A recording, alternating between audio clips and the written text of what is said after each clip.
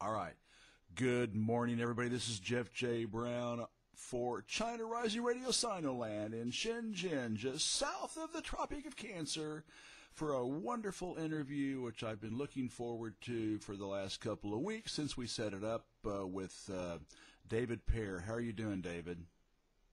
I'm fine. Thank you, Jeff. Thanks for having me on. David and I met through the Greenville Post, which I'll explain later. But look, let me go ahead and give you his amazing. I mean, I feel humbled and really amazed at his resistance against empire. Anyway, David William Pear is a senior editor for Oped-News.com and a senior contributing editor for the Greenville Post. He also has written for and been on the Real News Network, Truth Out, Consortium News, and many other publications. David is active in social issues relating to peace, race relations, homelessness, and equal justice. David is a member of Veterans for Peace, St. Pete for Peace, being from the Tampa Bay area in Florida, Code Pink, and International Solidarity Movement. In 2016, this guy gets around. In 2016, David spent 10 weeks in Palestine. In 2015, he was a delegate with Code Pink to Palestine. And in 2015, he was part of a people-to-people delegation to Cuba with Code Pink. David frequently makes extended people-to-people trips to Russia as a private citizen. Amazing.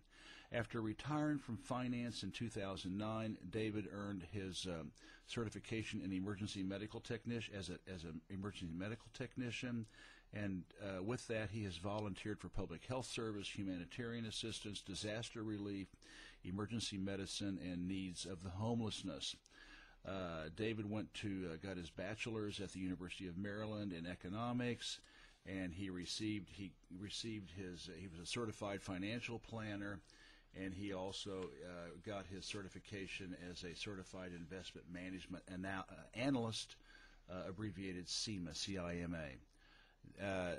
David, obviously back a long time ago, was a Vietnam veteran, having served as a member of the 5th Special Forces Group as a combat advisor to the Army of the Republic of South Vietnam. He resides with his wife and 3 cats in Clearwater Beach, Florida. His hobbies include boating, fishing, and motorcycle touring. Amazing. And he is also a licensed skydiver. And the photo he sent me that I'm going to put in the article on China Rising is he is giving an anti-war speech at City Hall in St. Petersburg. So you are a busy boy, David.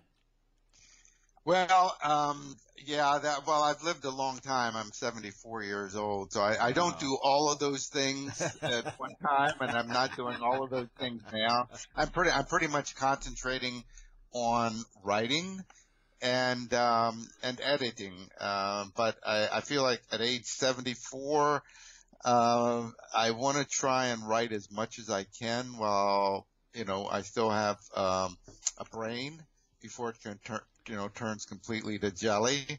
So I really feel that that's probably, right now I just feel a real urge to do as much as I can of that. So I've got a couple of trips. Go ahead. Where are you going to go?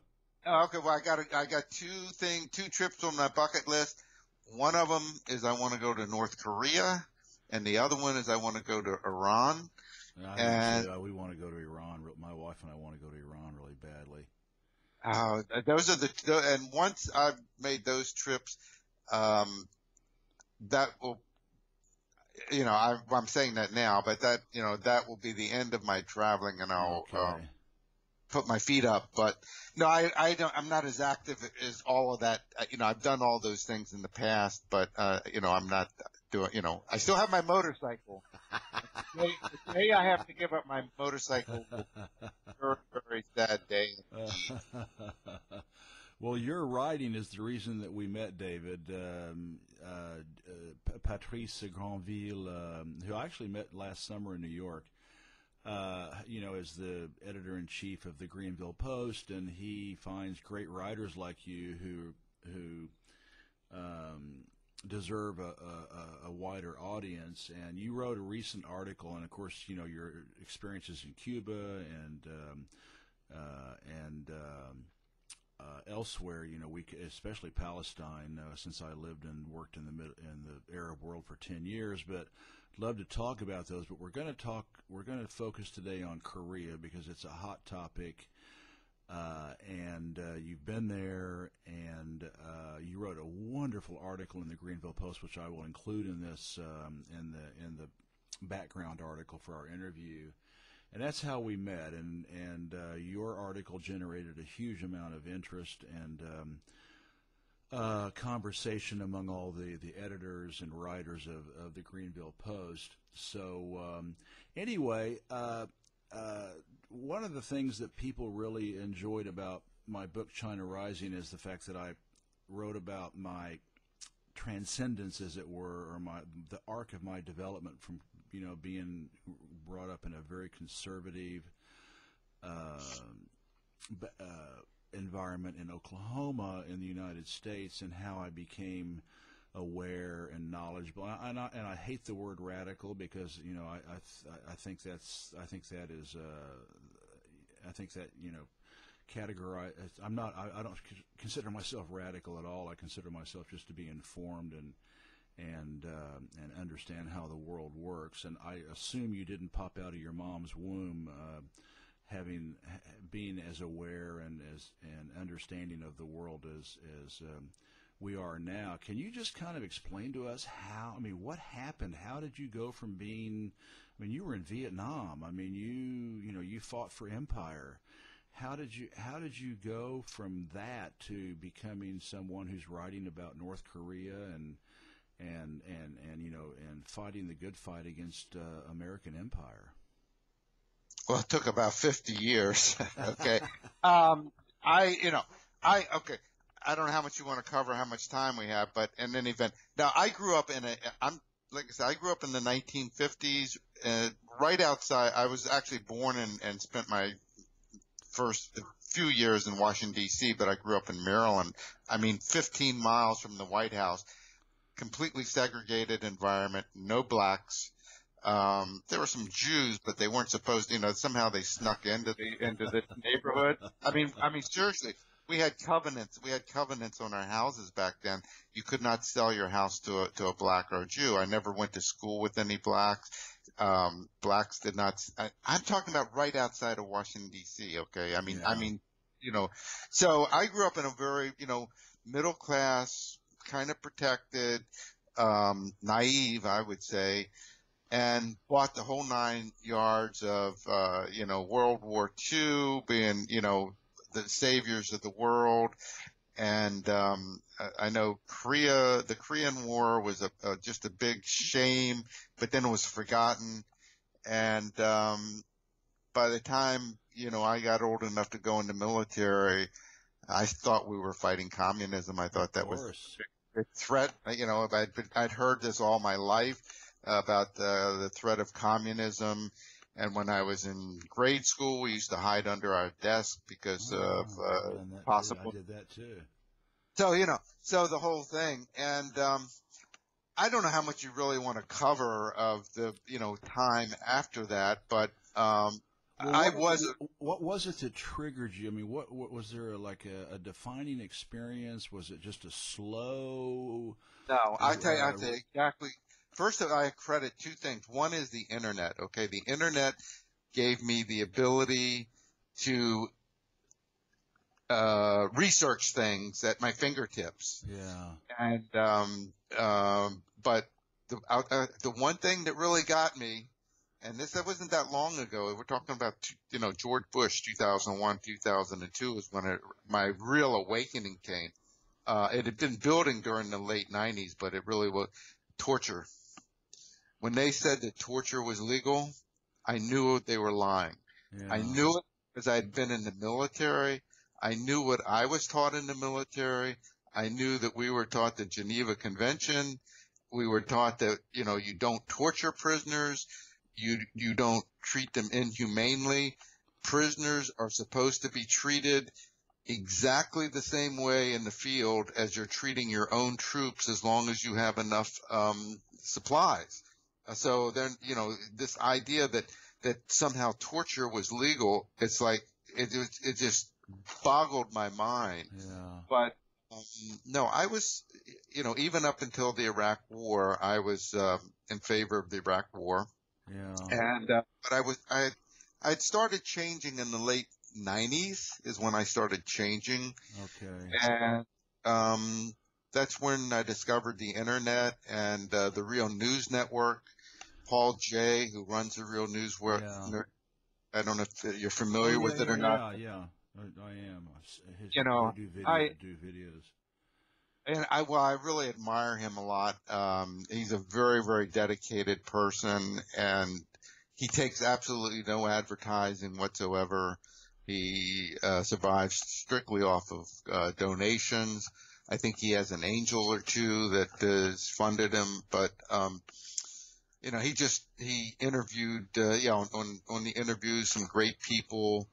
And then after I retired, I just started, and this was in 2009, so I'm skipping ahead a little bit, but 2009, I just started reading a lot and so forth. But no, it was Bush, okay? It was Bush. Yeah. It was torture. It was surveillance. It was all of those things just really put me over the edge. But I remember even before that, when I started realizing what was going on in Palestine/Israel, and I had grown up in the 50s, 60s, 70s, being very, pro-Israeli. That that they were the David fighting the Goliath. They were the underdog. Yeah. They through all of this, but I remember feeling really, really guilty when I started having anti-Israel feelings, and I even I'm confessing to am I becoming anti-Semitic or something? I mean, because I'm starting to. I started having an awakening that this is not right. What's happening with Palestinians and the human rights violations. So it's genocide. It's just absolutely and they were building the wall back then, and so I mean, it was kind of a gradual thing. But if I had to put my finger on any, I would say 3 or 4 things. One would be torture. One would be after I started investigating this stuff on the internet, and this was after the invasion of Iraq, when I found the Clinton letter that was written to President Bill Clinton by PNAC, Are you familiar with that letter? Yeah, I've read it numerous times. The project for the New American Century with all the ultra-right-wing imperialists. I'm trying to think of the names right now, but they've been begging to attack. Pearl, Pearl, and I mean Cheney, Pearl, Perlman, Wolfowitz. Yeah, Wolfowitz and all those guys. Crystal. Yeah, and this was 1998. They were begging Clinton to invade Iraq, and that's when all of a sudden wait a minute, this was Well, they actually wrote it back, I think, in '92, but they were circulating it all over Washington, trying to get people to attack Iraq and Iran and North Korea, and all the countries that we've plundered were on that list. So that was pretty. That's when I started really becoming awake and realizing that everything wasn't the way I had learned. And now I had always been interested in current events, and economics was my study. Was my field in school, economics and investing, and so I knew a lot of. I spent my working years. Working in investments and banking, and as an economist and investment management. Mm-hmm. So I studied that, and I've always been kind of a liberal. Even though I'm saying here I am was a Ronald Reagan Republican, I was always a Keynesian. I mean, I'm still a Keynesian. Yeah. You know? In terms of government economic policy. Absolutely. It's just, I mean, it's been thoroughly discredited, but discredited through the propaganda. But well, it's working here in China. Keynesian economics. Yeah. Just where they use the government and government money to smooth over the the ups and downs of the economy, and they spend when it slows down and borrow, and it's working great over here. It worked during the Great Depression when that's what got us out of it. Yeah. So in any event, I'm totally I never bought into this neoliberal economics and so forth. So I wasn't completely right wing fanatic or something, but I was on the conservative side and the pro American mythology side. Yeah, exactly. I like that word mythology, David. That is so true. Hey, listen, you and I agreed. You have such a broad, vast knowledge. I mean, you've been to Palestine, like I say, in Cuba, and you've traveled. You told me before the show you've been here in China. You've obviously done a lot of traveling. There's a lot we could talk about, but let's focus today on the peninsula of Korea, and it's just it is in the news. Obviously the North Korea's nuclear deterrence, and now the North Koreans and the South Koreans are going to work together and play together and compete together in the Olympics next month.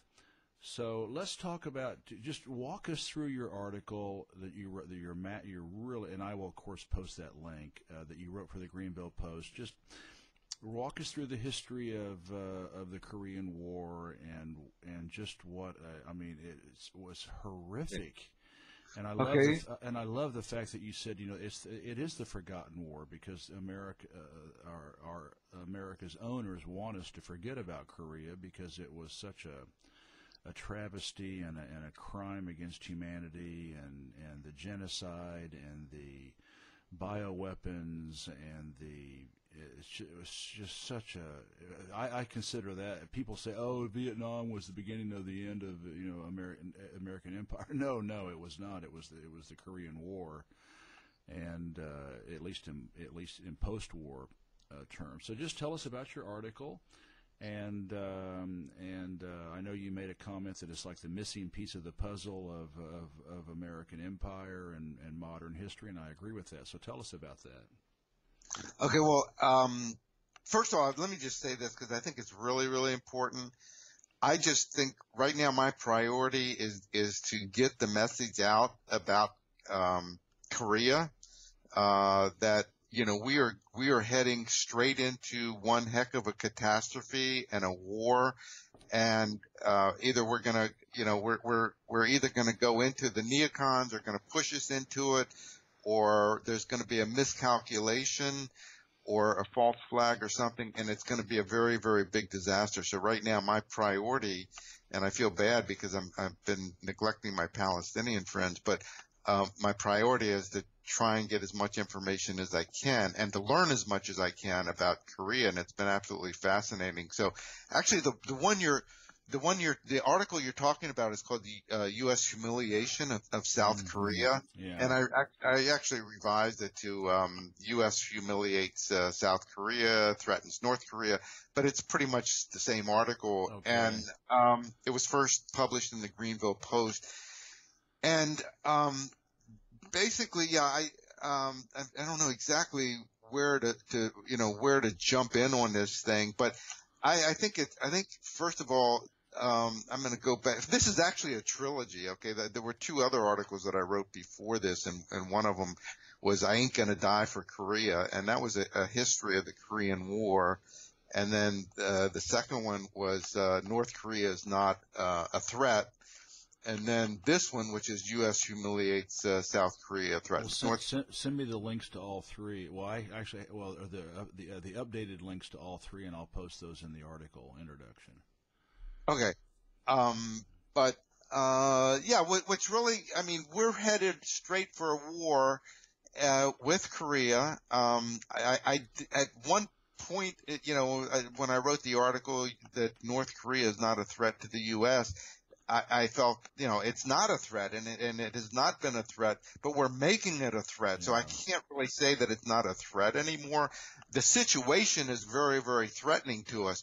But North Korea did not start off by threatening the United States.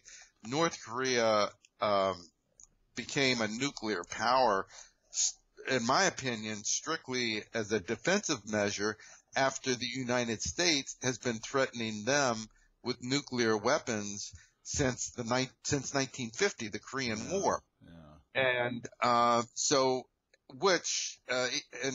and the first country to nuclearize the Korean Peninsula was the U.S. At the end of, I'm skipping around a little bit, so I'm sorry, Jeff. But at the end of the Korean War, 1953, we signed the armistice. It was not a peace treaty. It was just a. They're still at war. We're still at war with the United States. Is still at war with North Korea.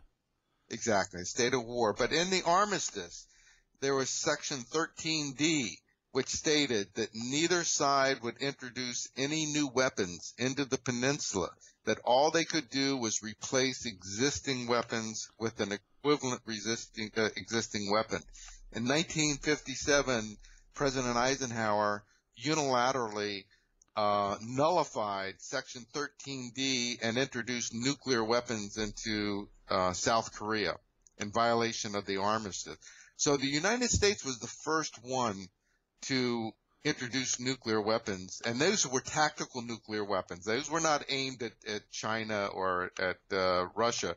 They were tactical nuclear weapons that literally weighed about 60 pounds and were being carried around by soldiers in backpacks and on jeeps, and they were, landmines that were being planted and artillery shells that were nuclear and things of that sort. So North Korea we've been threatening them for a long time, which, by the way, is a violation of the Nuclear Non-Proliferation Treaty. The whole idea of the Nuclear Non-Proliferation Treaty is that a nuclear power is, under the treaty, cannot threaten a non-nuclear power, because if they do so, it would encourage the non-nuclear power to become a nuclear power. Which is what North Korea did. Exactly. To keep from being turned into a Libya and an Iraq and a Syria. Exactly. So I think, in my opinion, from what I've read and from what some, people that I admire and think are, a lot smarter than me, is that North Korea developed nuclear weapons strictly as a defense. Oh, of course, absolutely. And because they felt that if they were attacked, they had to have an option that they could use as a deterrent to keep from being attacked.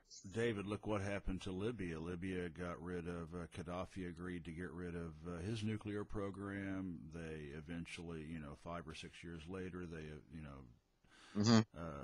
Hillary Clinton and Obama destroyed that country, and murdered him. And then as soon as Saddam Hussein in Iraq got rid of his chemical weapons, they came in and destroyed him, and killed him very publicly, and to humiliate the people there. So, that's why I say to people, Kim Jong-Un is actually a very smart guy. I mean, you want a leader who's going to protect your people. And who's going to take care of your people and prevent your country from being predated by a stronger power, and that's exactly what his father started doing, and grandfather, and back in the 50s, and that's what they've been working on ever since, and you can't blame them. Tell the you're right, we are kind of skipping around, but talk, what you brought up about Article 13D is really interesting, because there is not a treaty the United States has ever signed, it seems like, that we have not that we have not broken. And talk about the fact that a lot of people forget this, that Clinton signed with Kim's father, signed an agreement, and they actually dismantled their nuclear deterrent, and then Bush backstabbed him. Walk us through that, because it's like, why would Kim Jong-Un why would he even want to believe the Americans after what happened with Clinton and Bush? Walk us through that. Well, it is pretty hard. It's hard now to imagine that he would believe us. But in 1994, we were really right in the same situation we are right now. We were on the brink of war with North Korea, because North Korea was developing nuclear weapons, and which they can legally do. I guess with the treaty. Well, no, but the Americans broke the treaty with Article 13. Yeah, I'm not sure. I'm not sure if they were if they had signed the Nuclear Non-Proliferation Treaty at that point or not. But in any event, they were in 1994. We were at the same place we are right now. Okay. There was and Clinton tried the threats and all and everything, and the insults, and finally Clinton decided that he would negotiate with them, and that's what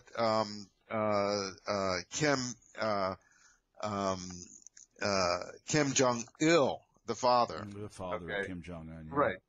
Kim Jong-il. They've always been willing to negotiate, and so they sat down and negotiated, and they came up with what they called the agreed framework, and it was a very reasonable deal. Basically, North Korea got into developing nuclear power just because they don't have oil. They don't have oil. They have coal. And Japan has nuclear power. South Korea has nuclear power. They don't know why they can't have nuclear power. And I'm not sure that, they had started on an actual nuclear weapons program, but, we were afraid that they were going to, and maybe they secretly were.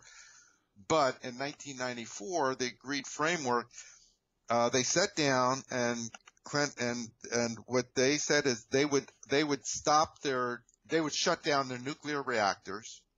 They would shut down any nuclear program that they had. In exchange, they wanted compensation for giving up their nuclear power. So the United States agreed that they would build, I think, 2 cold water nuclear reactors for electricity. Electricity that do not produce nuclear grade plutonium, and that we would build those for them. That we would stop playing war games on their border, and that we would give them a written, ironclad guarantee that non-aggression. Those are the 3 things they wanted. That was it. They didn't want U.S. to withdraw from their troops from South Korea or whatever. Those were the 3 things. And in exchange for that, they said, we'll shut everything down. And so Clinton agreed.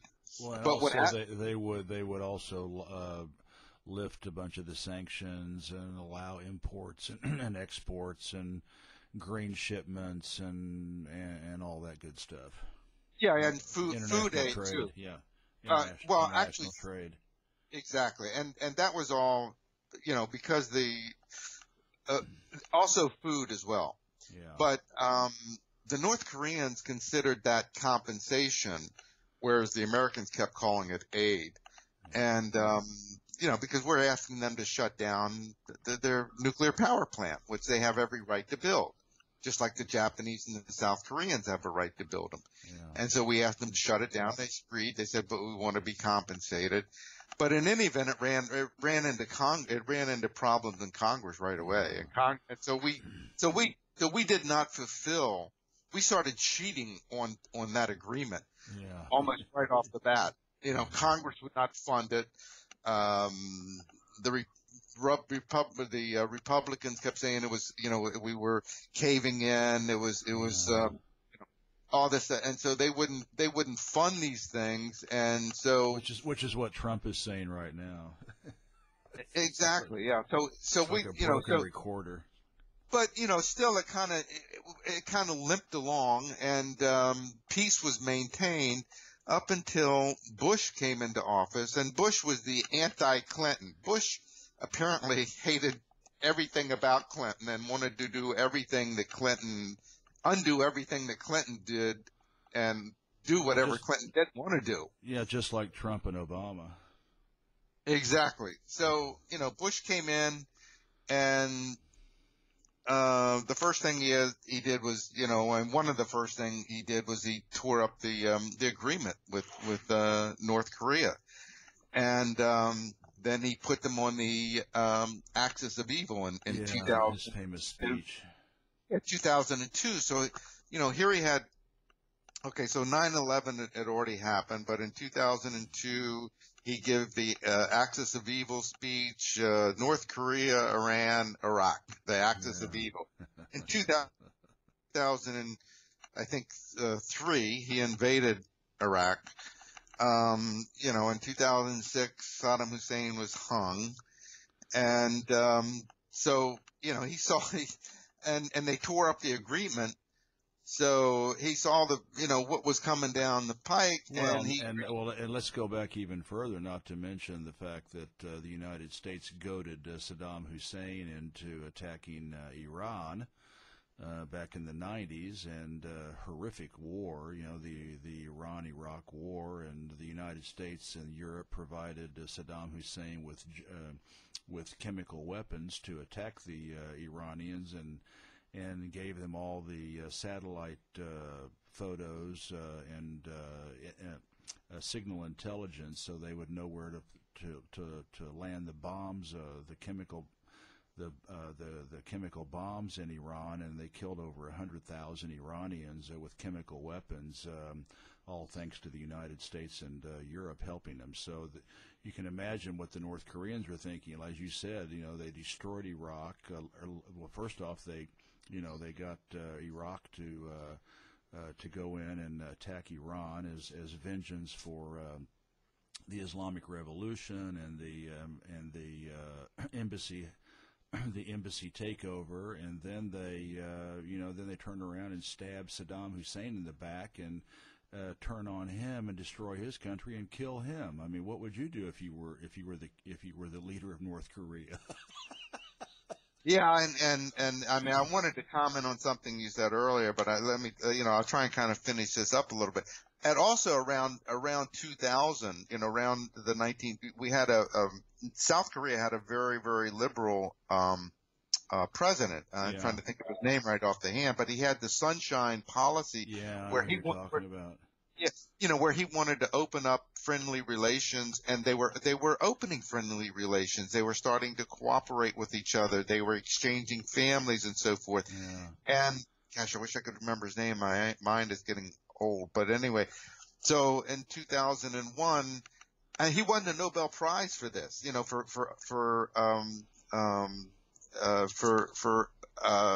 The Sunshine Policy. Yeah. Of South Korea. He won and he went to visit Bush, and right after he had gotten the Nobel Prize, expecting that Bush is going to congratulate him and say, well, wow, that's wonderful, you've won the Nobel Peace Prize for better relations with, and instead he got humiliated, and Bush referred to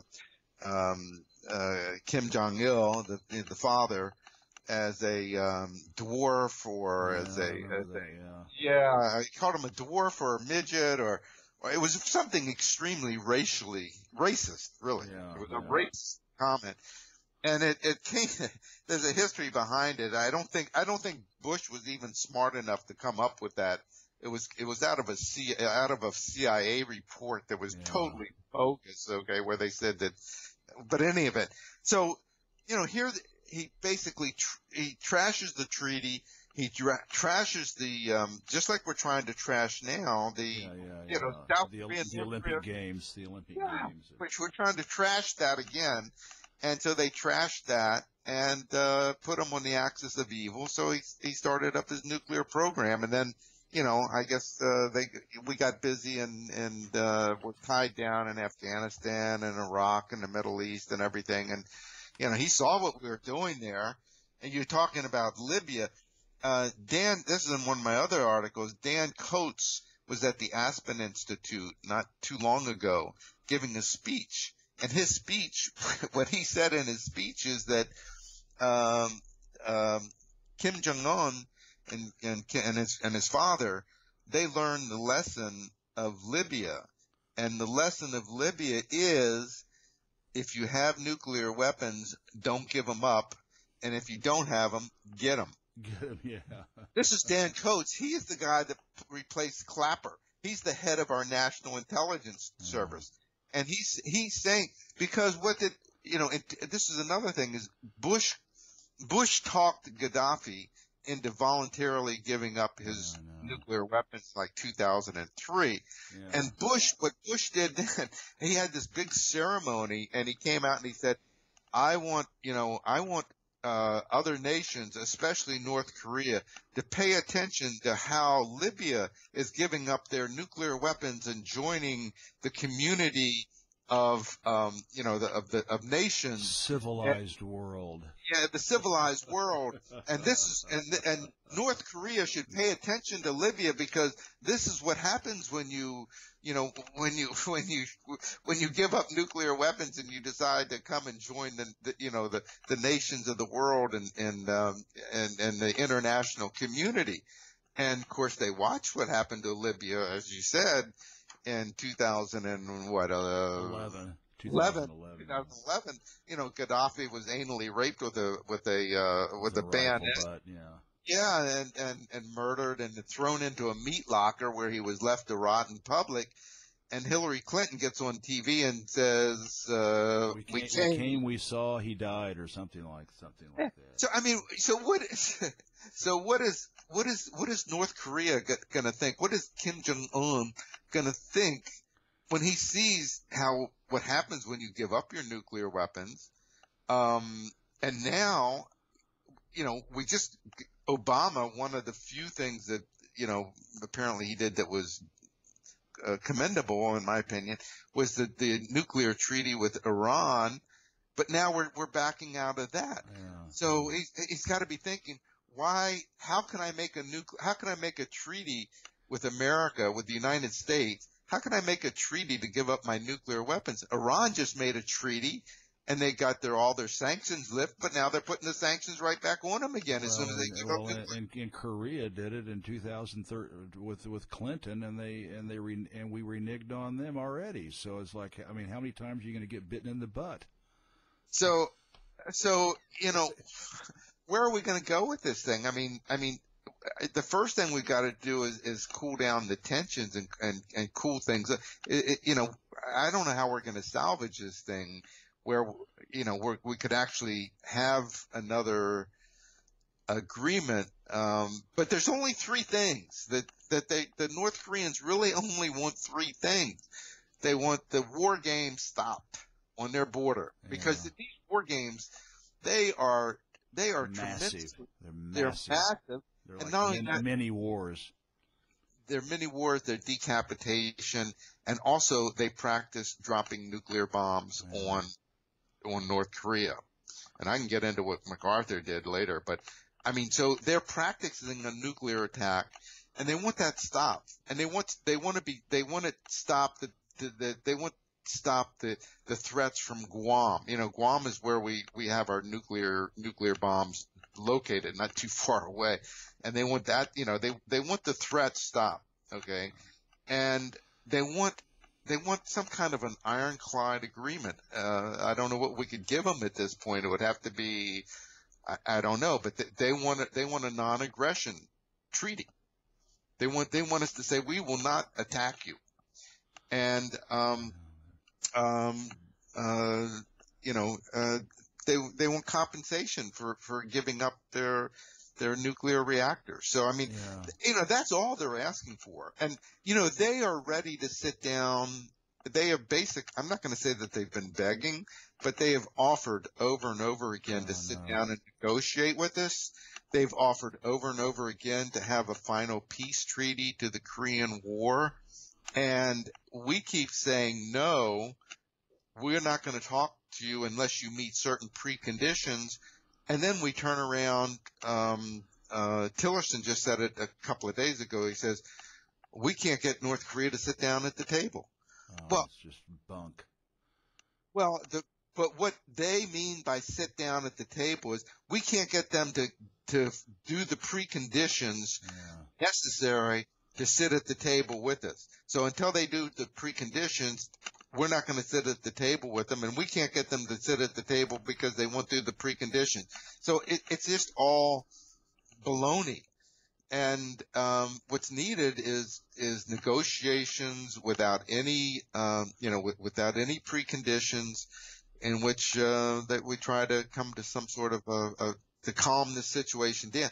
Before, I mean, I just heard on the news today in passing. I was working out in the yard and I came in and somebody had the news on that Trump has now said that we will, that North Korea had better be careful because we are not ruling out a first nuclear strike again. No, it's just unbelievable. Did you hear that? Did you hear that? No, I just woke up. I mean, it's Friday morning at 5 o'clock. Well, I mean, I think but I'll see it after we finish. Well, I mean, everything is already on hair trigger. So whether I heard that right or not, I'm not sure. I mean, we just got finished sending more nukes to Guam. So and the chances are that there may be, there's many U.S. military bases stationed all over South Korea, and the United States now has these little, half-kilogram atomic bombs, that they can launch, lob over short distances. And although we're not supposed to have nuclear bombs in South Korea, there's the United States controls the South Korean military, and they control the bases, and there could very well be also nuclear, small tactical nuclear weapons in South Korea to lob over the border if there's a war. So it's a frightening situation. I would imagine that we do, but officially we say we do not have. Of course we do. Not to mention all the submarines and the ships right off the waters. Yeah, exactly. But we say, and I think that was another thing that was agreed to in Clinton is that or somewhere along the line, because we had like over 900 nuclear weapons in South Korea at one time, and we had somewhere along the line we had agreed to pull them all out. So we're not supposed to have any nuclear weapons whatsoever in South Korea, and we say we don't. Yuck, yuck. Yeah, but I mean, what I'm getting at, though, is the chances of an accident are like everybody is on hair trigger. Kim Jong-Un has got to be on a hair trigger. Look what happened in Hawaii. Now, I think that was amazing, where they got a false positive about an incoming nuclear attack. So what if Kim Jong-Un gets a false positive that there's an incoming American missile? What if he gets it? I mean, he's got 15 seconds to make a decision whether he's going to have his country disintegrated or whether he's going to attack basically South Korea. Or American Empire's favorite plaything, a false flag. Well, exactly. I mean, but it's just so we're. I mean, I mean, peace has been my number one thing for quite a few years now, but this is like a top priority for me, is that people don't realize just how close we are to a huge disaster. And, I mean, I don't want to, sound like I'm, that I'm Chicken Little. Yeah, Chicken Little, or the sky is falling or something like that. But there have been so many close calls in the past.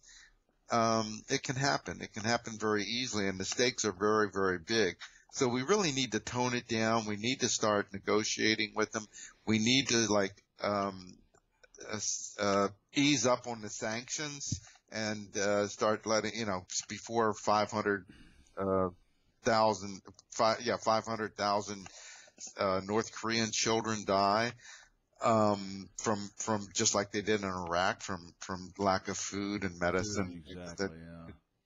Because these sanctions are very, very inhumane, and that's a subject of my next article. But so we really need to tone it down. And South Korea,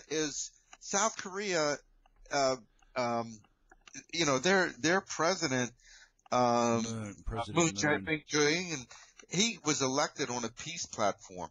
So it's very, very popular in South Korea. They want reunification. They want peaceful relations with North Korea. They want family visits. They want to be able to start to normalize, and they do dream. I think both North Koreans and South Koreans dream of someday reuniting. Because at least on some level of at least a federation, kind of like China and Hong Kong, two countries, two systems, one country. Yeah. I mean, that was the idea under the Sunshine Policy, was that initially they would start off with cooperation and visits and things of that sort. Joint economic ventures where South Korea would provide the technology and the capital, and North Korea would provide the cheap labor and the natural resources, and start working together. And so, then from there, maybe some sort of loose federation where they had two separate governments, one in the south, one in the north, but they were, and then someday, so they want this. I mean, this is, and they've had their history has been 100 years of Japanese colonialism, and then American colonialism. And let's be honest, South Korea is a colony of the United States. I mean, there's just no other way around it. I mean, and now they're the United States is absolutely apoplectic that North Korea and South Korea are trying to get back together again, and I hope President Moon has a good security detail, because if he pushes it too far, the United States will try to kill him.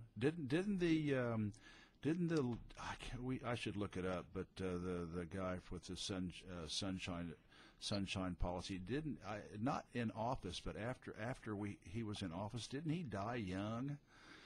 I think he died young, and so Moon had better watch his back, and the United States is going to do everything in its power to sabotage this. They're going to do everything they can, because the United States will never leave Korea, and they will never, they want the confrontation, because it's military contracts. There's 30,000 U.S. soldiers over there. There's I think you mentioned there's 250,000 U.S. expatriates in South Korea.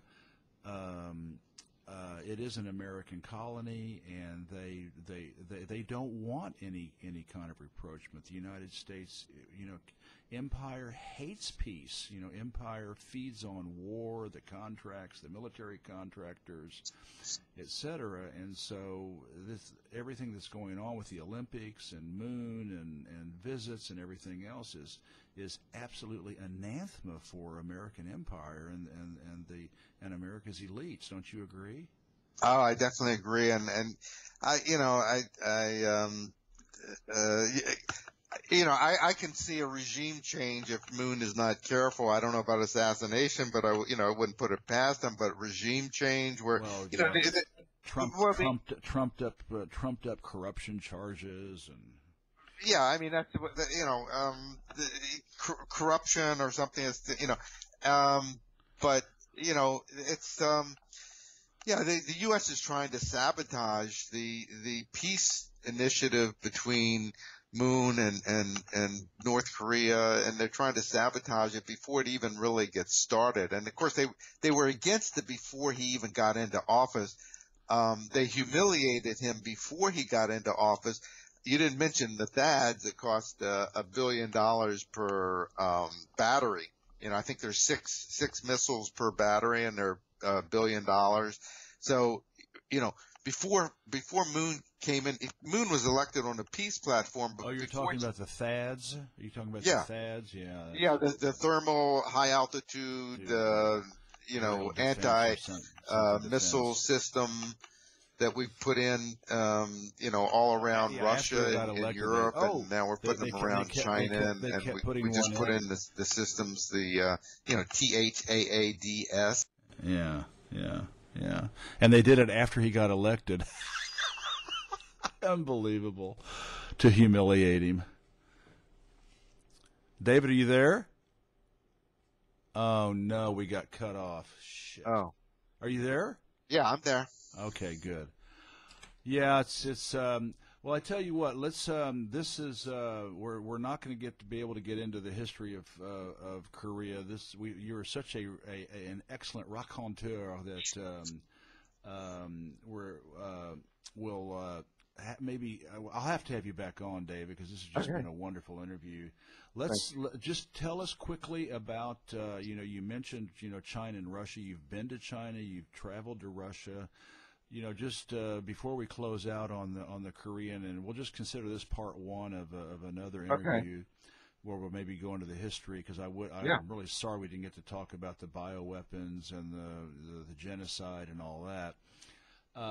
But tell us just what you think's going on with Russia and China and Korea, North Korea. What do you think's going on there?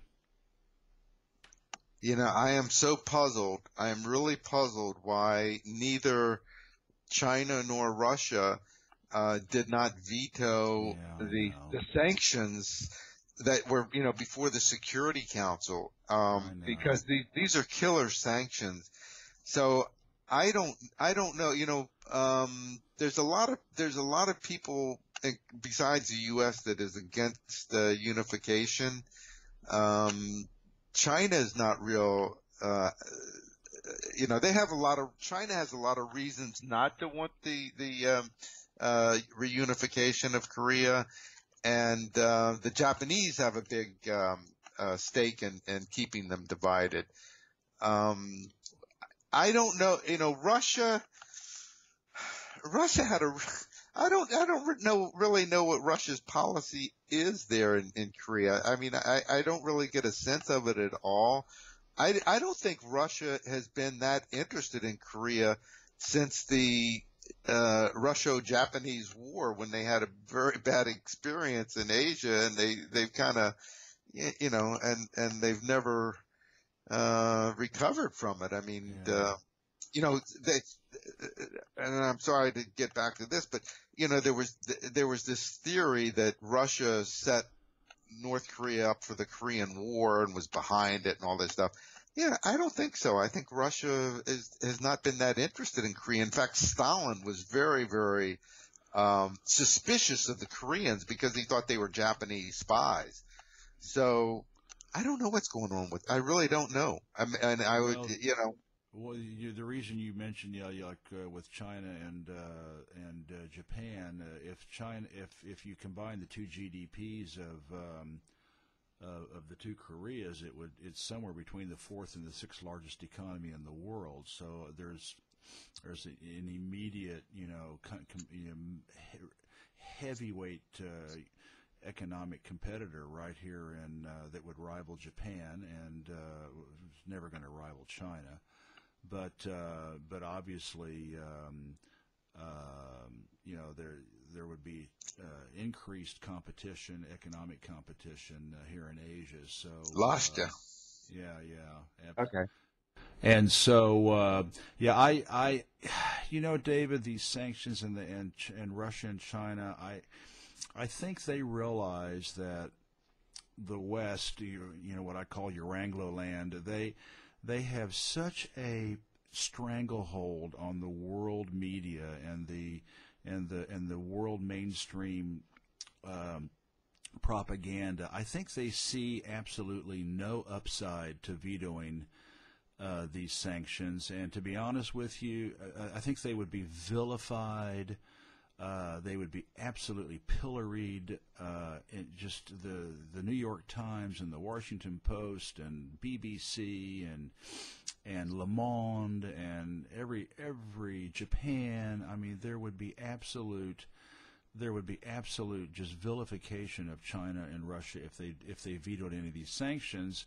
And if you look at a map of China, there are, I think there's like 8 or 9 railroad tracks, that run in and out of Russia and China and North Korea, and there's just kilometer-long railroad cars going day and night in and out of the country. And personally, I think they just kind of winked. I think there's those cars are covered, and China has actually offered to the United Nations to let them inspect the trains, but they don't want to. And I suspect they're kind of they've sealed up, they've agreed to do the maritime blockade, but what's coming and going on all those train cars, these long freight trains going in and out of North Korea, we don't know. And I suspect that they're probably fudging the sanctions that way. I hope so, because there's just no way the Chinese are. Although Vladimir Putin famously said the North Koreans will eat grass before they will and they will. They will eat grass before they will be humiliated and give up their nuclear weapons to protect themselves from the United States. So I think the Chinese, in fact, just yesterday they came out with or 2 days ago, a bunch of sanctions against Chinese companies and people, who Tillerson and Trump say, we're doing business with the North Koreans, and I think they probably are. And but it's whack-a-mole. I mean, they're going to continue to do it because the Chinese do not want a Berlin Wall on the Yalu River, dividing North Korea. We could, there's a couple of million North Koreans living in China right now. Everybody thinks that there's this, this iron wall, between. It's a very porous border. There's like 2 million North Koreans living in China, working there. It's a very porous border, and which also, belies this idea that if you open the border, they'll flood across. There's a. Okay, I got to interrupt you. Do you know how much South Korea will pay a North Korean defector to come down and give this propaganda speech? No. $860,000. Yeah. Okay, 860. So when you hear these North Koreans with their the defectors, and they come down and talk or cry and all this stuff, most of them tear up a picture of Kim. Yeah, and most of them have recanted or been shown to be false or whatever, and some of them have gone back to North Korea. They did so, but they're paying $860,000. But anyway, I hope you're right. I hope that because these sanctions are killers, and in my new article that I'm working on right now, I'm really, it's funny because with an article, I wasn't planning to go there, but now I'm investigating this whole sanction regime and how it's inhumane. It's crimes against humanity. You know what Tillerson? This is what got me onto it. What Tillerson the other day said that it's really good news that there are now boats, North Korean fishing boats that are floating up on Japanese beaches with dead Koreans on board. Ghost ships. Yeah. Did you read that? Yeah, I read. Yeah, the ghost ships. Yeah, and so here's that they're hungry, that they're starving to death. That it's a good sign that they're starving to death. Yeah, I know. So I mean, that kind of thing just really upsets me. That that we're just so bloodthirsty and it's just ghoulish and to say that the dead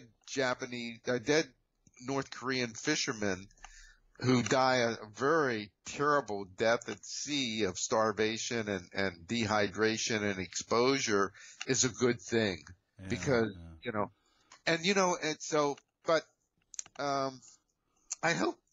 I don't know. I hope you're right, and maybe that was maybe Russia and China just said, these sanctions don't work anyway, and we can cheat like crazy, and we can sit and besides that way we'll corner the market, and these people that don't cheat, they're not gonna, we won't have to. So I don't know. Maybe it was an economic thing as well as a political thing. But I hope they're cheating. I mean, I hope they're cheating. I think they are. Yeah, I can't. They're obviously not going to admit it.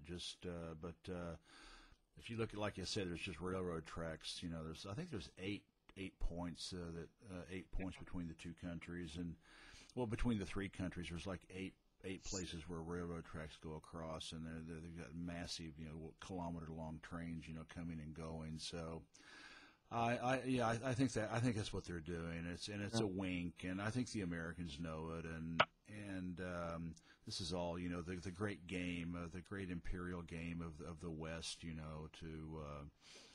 fatten the purse strings of military contractors and congressmen and. Oh yeah, they're using it to sell more weapons overseas, and there's now we've got the threat of Korea, and so we need more ABMs, anti-missile defense systems, and those things are $1 billion a piece, and we need more of this, and we need so but it's a very, very dangerous. It's a very, very dangerous game we're playing there, and we don't need to. We don't need to, and it could be, the United States has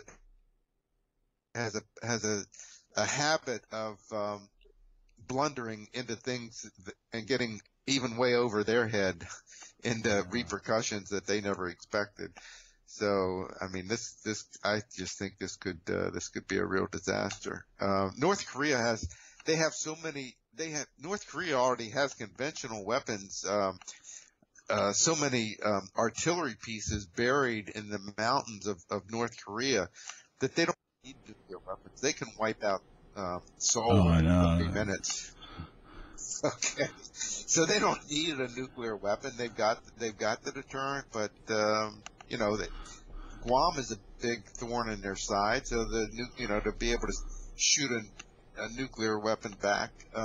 No, they just want it for safe. They just want it as a good hedge. It's a good hedge. A bargaining chip, and also for self-defense. But I think that North Korea would actually like to have good relations with the U.S. At least they have. They have in the past, and we've always missed these opportunities. We've always been on, not always, but often we've missed opportunities to be on the right side instead of the wrong side. Yeah. And you probably know from studying China that Mao wanted to be friends with the U.S. Of course. I mean, when he was fighting the Revolutionary War against the Civil War, Japanese, and Chiang Kai-shek, yeah. I mean, he wanted the U.S. to supply him with arms, and he wanted to be friends with the U.S. And then Ho Chi Minh in Vietnam, he wanted to be friends with the U.S. After World War II, and we gave him the cold shoulder. So because they were communists, that's the only reason. Oh boy. Well, I tell you what, this has been a wonderful interview, David. I'm going to have you back on because we kind of jumped the shark and got into the modern part of Korea, and we need to have another interview about the history and to really appreciate why the North Korea is doing what it's doing goes back to the Korean War, and we're out of time today, but before we sign off, can you tell us where to find your work? And I will post all these on the article, but can you tell us where to find your work? Well, I think I think most of it may be on Greenville Post, but Oped-News. Okay. If you go to my authors page at Uh-huh. Oped, it's I'll post that. OPEDNEWS.com, Oped-News, and look up my David author Pear. post. Yeah, David William Pear. David William Pear, gotcha. And then and you mentioned the Real News Network. Yeah, but it's mostly the same articles. Okay. Some of my older ones are there. And Do you have Facebook? I have Facebook, and it's public. So okay, I try to put all I'll put that link on there too. David William Pear, all spelled out. David William Pear. Pear. So, Pear, like an apple. Like the fruit. All right. Right. Gotcha. Facebook is totally public. I have nothing to hide. Homeland Security can come and get me whenever they want to. And they may be here sooner than I expect. Well, David, this has been a wonderful interview. I'm sorry we ran out of time, but I will promise you we're going to get you back on, and we'll just focus on the history of Korea, because it really explains why we are where we are today with this hair trigger situation. And thank you so much for being on China Rising Radio Sinoland, and you're a font of information and knowledge and experience and travels, and it's been a real joy to have you on. Well, thank you very much, Jeff. I've really appreciated it. I'm sorry I'm not more talkative and energetic, but I'll try next time. This is Jeff J. Brown, China Rising Radio Sinoland, signing out from Shenzhen, China. And have a wonderful day, David, and I'll let you know as soon as this thing is up on the China Rising website, so that you can blast it out to the world. Well, thank you very much, Jeff. All right. Bye-bye, David. Bye-bye. Have a nice